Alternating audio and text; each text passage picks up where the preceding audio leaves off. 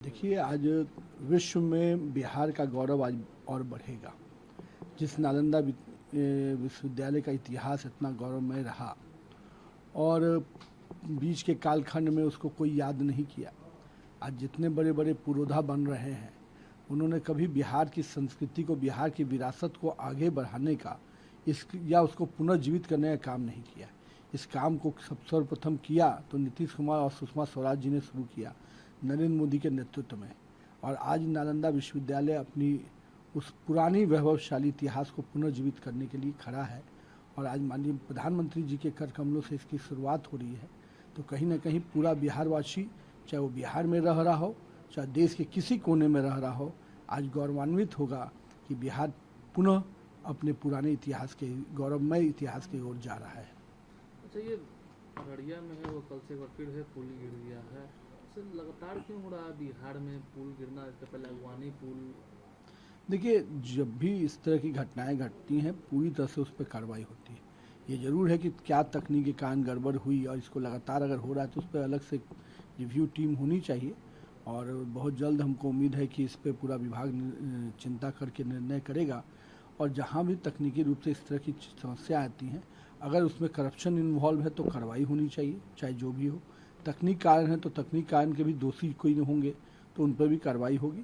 और निश्चिंत रहिए, बिहार में इन तरफ की कोई भी चीज़ों पर, घटनाओं पर कोई भी स्पेस नहीं दिया जाता। अगर वो घटनाएं घटी हैं तो जो भी दोषी हैं उन पर कार्रवाई होगी। देखिए, आज विश्व में बिहार का गौरव आज और बढ़ेगा।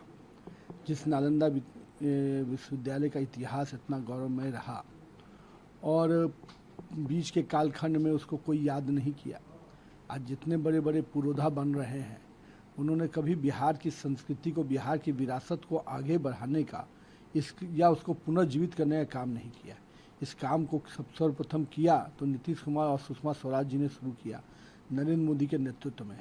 और आज नालंदा विश्वविद्यालय अपनी उस पुरानी वैभवशाली इतिहास को पुनर्जीवित करने के लिए खड़ा है। और आज माननीय प्रधानमंत्री जी के कर कमलों से इसकी शुरुआत हो रही है। तो कहीं ना कहीं पूरा बिहारवासी, चाहे वो बिहार में रह रहा हो, चाहे देश के किसी कोने में रह रहा हो, आज गौरवान्वित होगा कि बिहार पुनः अपने पुराने इतिहास के, गौरवमय इतिहास की ओर जा रहा है। अच्छा, ये अररिया में है, वो कल से एक बार फिर है पुल गिर गया है।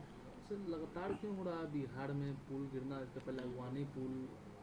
देखिए, जब भी इस तरह की घटनाएं घटती हैं, पूरी तरह से उस पर कार्रवाई होती है।